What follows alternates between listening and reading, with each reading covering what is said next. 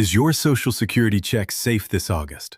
4 federal rule changes are landing right now. I can prove it. I read the Department of Education collections notice and the Centers for Medicare and Medicaid Services rule. Both are real. Here are the 4. A garnished check, a food clock, a Medicaid letter, and your next raise. Let's go. My name is Eric. I'm going to walk you through all 4 changes in order, show you the federal rule behind each one and exactly who it touches, and end with a 1-page action plan so you can protect yourself this week, mostly with phone calls that cost you nothing. Change 1 comes straight out of a check you may already be counting on. The federal government has the legal power to collect defaulted federal student loans by taking a slice of Social Security benefits. And that machinery, paused since January, could switch back on with very little warning. Most people assume student debt is a young person's problem, and the numbers say otherwise. The Consumer Financial Protection Bureau counts roughly 452,000 people aged 62 and older who are in default on federal student loans and likely receiving Social Security benefits. Some of them borrowed for their own education later in life. Many signed parent loans decades ago to put a son or daughter through college, and the balance simply never went away. On January 16, 2026, the Department of Education announced it was delaying involuntary collections on defaulted federal loans, including wage garnishment and the Treasury Offset Program, which is the specific mechanism that reaches into Social Security. The department said the pause gives borrowers additional time to evaluate the new repayment options and to begin the rehabilitation process. That pause is still in place as I record this, and no end date has been announced. The window to protect yourself is open right now, and it will not announce itself before it closes. The rule itself is blunt. When collections run, the offset program can take up to 15% of a monthly Social Security benefit, and the law only guarantees that $750 a month is protected.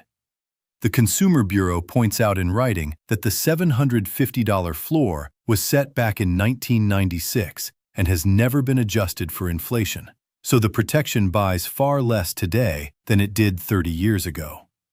Above that floor, 15% can leave the check every month until the debt is resolved. There's a defense, and almost nobody uses it.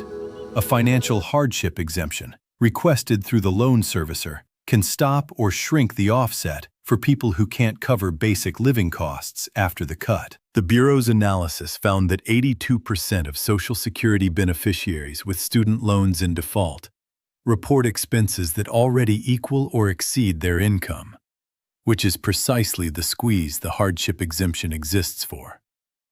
And when the government last measured it, fewer than 1 in 10 people facing these collections had applied for that exemption. Sit with those 2 numbers together. 8 out of 10 have no room for this cut, and 9 out of 10 never file the form built to stop it. Robert is 70, a retired mechanic on a benefit of $1,800 a month. Robert is a composite based on common situations in Consumer Financial Protection Bureau research, not a real person. Years back, he co-signed a parent loan for his daughter's nursing degree. The loan slid into default during a rough stretch, and he hasn't thought about it since the collection pauses began. When collections restart, the offset reaches for 15% of his check. Walk that through slowly. The monthly cut on his benefit comes to $270, money that used to cover the week of groceries and the phone bill. What lands in the bank after the cut is $1,530, and the household bills don't shrink to match, because the rent, the pharmacy, and the utility company never got the memo. Stretch the collection across a full year, and it adds up to $3,240, which for Robert is a winter of heating bills, a set of tires, and every copay he'll owe between January and June. Now run the other path. During the pause, Robert calls his servicer, asks for the financial hardship paperwork, documents his rent, utilities, groceries, and medications, and files it. Granted, the offset never touches his account. Same man, same debt, same August. The difference is one phone call and one form. Now the trap. Waiting for the official notice is the expensive move, because the notice can arrive with a short response window while the paperwork takes weeks to gather. And the moment collections resume, the scam calls resume with them, always one step ahead of the real letters. You never pay a private company to request a hardship exemption or to set up a repayment plan. Those are free through your servicer and through studentaid.gov. Every time. Anyone who phones demanding a fee or your banking details to stop a garnishment is not calling from the government. So hang up and dial your servicer directly. This is on the Consumer Financial Protection Bureau Issue Spotlight on Social Security offsets and defaulted student loans. And the pause is on the Department of Education press release from January. Change 2 lands on the kitchen table. The Supplemental Nutrition Assistance Program, the food assistance most people still call food stamps, has a work rule with a clock attached, and the sweeping federal law passed last summer moved that clock deep into retirement territory. For years, the time limit applied to able-bodied adults without dependents, aged 18 to 54. So the day you turned 55, it stopped being your problem. The new law raises that ceiling to 64. The Department of Agriculture's own implementation memo says it plainly. Individuals aged 18 to 64 are now subject to the time limit unless they meet an exception. A 62-year-old widow who retired early, or a 60-year-old machinist laid off 2 years short of Medicare, is now inside a rule that was never written with her in mind. States have been folding the change into their renewal cycles through the year, which is why so many people first discover it when the recertification paperwork lands, with a deadline already printed on it. The stakes are groceries. For an older adult living alone, the benefit is often a couple of $100s a month, depending on income, and on a fixed budget, that money doesn't have a replacement. And unlike the other changes today, this one arrives quietly, household by household, at whatever month your own recertification happens to fall.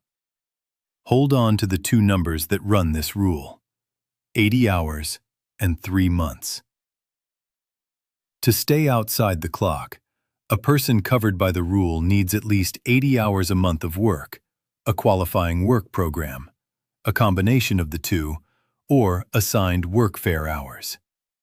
Paid work counts, unpaid work counts, and volunteering counts, which surprises almost everyone. Fall short without an exception, and benefits run for 3 months inside a 3-year window, then stop. The current federal page lists exceptions, including being unable to work due to a physical or mental limitation, pregnancy, and having someone under 18 in the household. One caution before you memorize that list. On the very same page, the agency says it is still writing guidance on how the new law changes the exception rules, so the list you read today may shift under you. Treat every exception as a phone call to your state office, not a settled fact. A worked month makes this real. 62, recently widowed, on a small survivor benefit, picking up 15 hours a week at a grocery store. 15 hours a week comes to roughly 65 hours a month, which is 15 short of the bar. Short is short, and the clock starts. 3 months later, the food benefit stops. Call it $200 a month for a single retiree, and the loss compounds quietly into roughly $2,400 a year in groceries that now have to come out of a survivor check that didn't grow by a penny. Change one thing in that picture. She adds 4 hours a week at the food pantry, keeps a simple log of the shifts, and reports the hours at recertification. 65 becomes just over 80, and the clock never starts. The rule doesn't ask whether the hours were paid. It counts hours. Now the part most retirees miss, and it's genuinely strange. Under the food program's own definitions, you are elderly at 60, and people 60 and older remain excused from the program's general work requirements. The time limit is a separate rule, and its new ceiling is 64. At 60, the rulebook calls you elderly. Until 65, it can still expect 80 hours a month. Run your own age against those two lines right now, because the stretch between 60 and 65 is exactly where the confusion is going to live for the next year. Don't try to resolve that contradiction at your kitchen table. And don't quietly walk away from the program because a confusing letter made you assume you were caught by it. People give up benefits they still qualify for every year over paperwork they never questioned. And the exception you qualify for does nothing until your state office has it on file. This is on the Department of Agriculture's Work Requirements page and its implementation memorandum for the new law. Change 3 arrives in an envelope. On July 31, 2026, a new federal Medicaid rule took effect, and the letters explaining it are moving through the mail this summer. The rule implements what the law calls a community engagement requirement. Beginning January 1, 2027, or earlier in states that choose to move sooner, certain adults on Medicaid must show 80 hours a month of work, education, or community service as a condition of keeping their coverage. It comes out of Public Law 119-21, the same sweeping law from last summer, and it reaches 43 states and the District of Columbia. The reason it belongs in an August video is buried in the Federal Register text. States that implement in January need to send their first outreach notices in July, August, or September of 2026. The official mail is going out right now, by regular mail, and it will look like every other piece of state paperwork you've ever set aside for later. Setting it aside is the one mistake this section exists to prevent. Because what's at stake isn't a fine or a warning. It's the coverage itself. And coverage is the most expensive item on today's list to replace. A person in her early 60s shopping for a private plan instead can face premiums of several $100s a month, which is exactly the kind of bill a retirement budget can't quietly absorb. So who has to act? The requirement covers adults aged 19 to 64 who are not on Medicare and are covered through the Medicaid adult group, the expansion population. Turn that around. If you're 65 and on Medicare, this rule is not aimed at you. It's aimed at your younger spouse, your adult kids, and every early retiree bridging the years to Medicare on a Medicaid plan. The exemptions matter just as much as the rule. People who are pregnant or postpartum, people who are disabled or medically frail, parents and caretakers of a child 13 and under or of a person with a disability, veterans with a total disability rating, and several other categories are excused. The hours are flexible too. Work counts, community service counts, half-time enrollment in an educational program counts, combinations count, and there's an income route. Earning at least 80 times the federal minimum wage, which the Medicare agency's fact sheet puts at $580 a month in 2026, satisfies the requirement with no hour log at all. And there's a safety valve. When a state can't verify compliance, it must send a notice of noncompliance and give the person 30 calendar days to respond before coverage can be denied or dropped. 30 days is plenty if the envelope gets opened in week 1. It's nothing if the envelope sits in a pile until October. Take a couple in their 60s. He's 67, on Medicare, untouched by all of this. She's 61, retired early from a school cafeteria job, covered through the state's Medicaid expansion. so the letter that matters is hers. She has 3 clean paths. Document 80 hours a month, which is about 18 hours a week of work or volunteering. Earn at least $580 a month, which a modest part-time job clears on its own. Or claim the medically frail exemption, if her documented health conditions qualify. If she volunteers at the school she retired from, those mornings count, and the district office can put the hours in writing for her. What she can't afford is silence. Because the researchers who study these programs expect most coverage losses to come from missed paperwork, not from people who fail the work test itself. One more warning while the real letters are in the mail. Fake ones follow, and so do phone calls offering to handle your compliance for a fee. A real notice comes from your state Medicaid agency by regular mail, and Social Security states the standard in writing on its own site. Government services are free of charge, and no government agency or reputable company will solicit your personal information or demand advance fees by wire transfer or gift card. Anything suspicious, verify by calling your state Medicaid office at the number on your card, not the number in the letter. This is on the Centers for Medicare and Medicaid Services fact sheet for the Community Engagement Rule, and in the Federal Register. This video is for educational purposes only and is not tax, legal, or financial advice. Talk to a qualified professional before making any decision about your specific situation. If what I'm showing you is useful, hit the subscribe button and the notification bell. That's what tells YouTube to push this kind of plain English retirement walkthrough to more retirees who need it. And if you want the one-page checklist version of this episode, the link in the description has the August action list with every phone call, form, and deadline from today's 4 changes in one place. Change 4 is the flip, because after 3 warnings, you've earned 1 piece of good news, and it's unfolding quietly while you watch this. Your next raise is being measured right now. Every year, Social Security applies a cost of living adjustment so inflation doesn't silently shrink the buying power of your benefit. And the machinery behind it is older than most people think.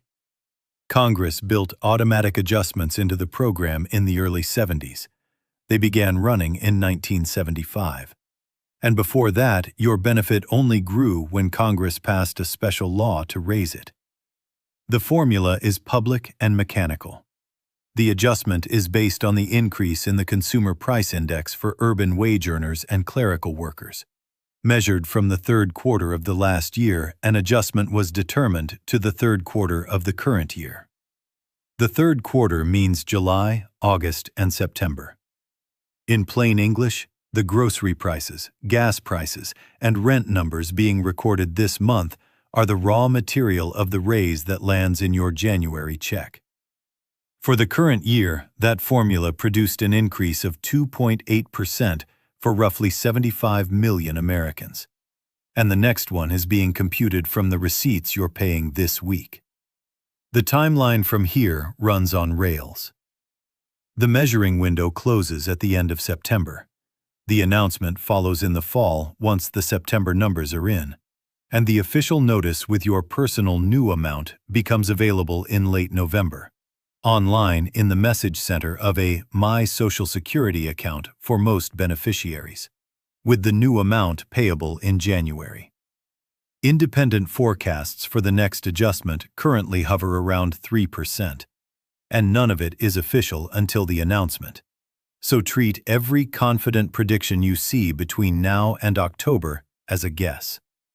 Run the arithmetic on an illustration instead, because the scale is what matters.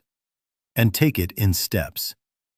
Start with a benefit of $2,000 a month, a round number picked only to make the math easy to follow. An increase of 2.8% on that check works out to $56 a month. That's a tank of gas or a week of prescriptions, arriving on its own with no form filed and no office visited. The same mechanics hold at every benefit level. The percentage applies to your own check, so a larger benefit sees a larger dollar raise and a smaller one sees less. But nothing about the formula changes. Let a full year of those raises accumulate, and the total reaches $672 added to the same benefit. Move the assumption up to 3%, which is the neighborhood where independent forecasts currently sit, and the monthly bump becomes $60 instead. Let that pace run through the whole year, and the total climbs to $720. Your own number will differ, and that's the point of an illustration. This is real money. It arrives automatically, and nothing you do can speed it up, slow it down, or change it. Which is exactly why the weeks around the announcement are scam season. The raise requires nothing from you, so anyone who calls, texts, or emails offering to unlock it, expedite it, or verify your account for it is reaching for your information, not your benefit. And every autumn, those calls spike right alongside the headlines. The pattern repeats every year. The announcement makes the evening news, the phone rings the next morning, and the caller already knows your name and sounds perfectly official. Sounding official is not the same thing as being official. A caller identification line can be faked. A message center inside your own account cannot. The strongest defense costs nothing and takes 10 minutes. Set up your My Social Security account on the official Social Security website before the fall rush. Switch on online notices and make that account the only place you check your numbers. After that, the November notice reaches you in a channel no caller can fake, and announcement day noise stops mattering. The raise takes care of itself. Your job is only to make sure the person reading the notice is you. This is on the Social Security Cost of Living Adjustment page. Here is your one-page action plan. 1. If anyone in your family carries past due federal student debt, call the loan servicer this week and ask for the financial hardship exemption paperwork. The same request is free at studentaid.gov. 2. If you're between 55 and 64 and on food benefits, call your state assistance office before your recertification date and ask which exception applies to you. 3. If anyone in your household under 65 is on Medicaid, watch the mail for the community engagement notice and answer inside the 30-day window. 4. Set up your My Social Security account and switch on online notices before the fall announcement. 4 calls, and not one of them costs a dime. 2 retirees, same August, same stack of mail. The first one opens it. Hardship form filed, volunteer hours logged, Medicaid notice answered in week 1, and the January check arrives whole, raise included. The second one sets the stack aside.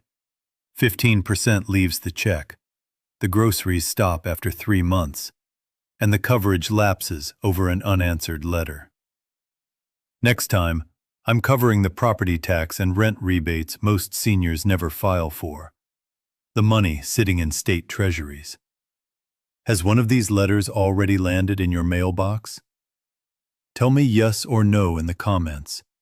I read every single comment, and the most common questions become future videos. I will see you in the next.